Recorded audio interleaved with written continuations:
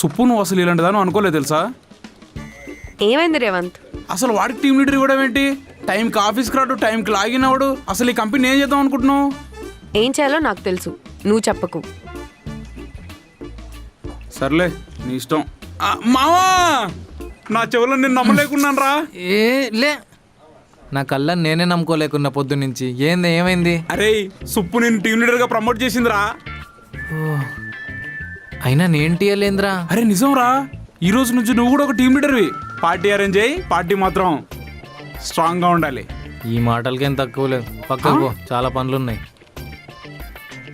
అంతేలేరా, team leader అయ్యావుగా, మమ్మల్ని ఎందుకు పట్టించుకుంటావు? చూసుకుంటాను రా. ఏంటి వాడు ఏదేదో మాట్లాడుతున్నాడు? All the best. జోకులు చేయకు. సీరియస్గానే? నేనేం పీకానని నంటియాలు చేశారు. ఎందుకు అలా అనుకుంటావు? నేనే ఎండీతో మాట్లాడి ఒప్పించాను. నిజంగా నేను టీఎల్లా?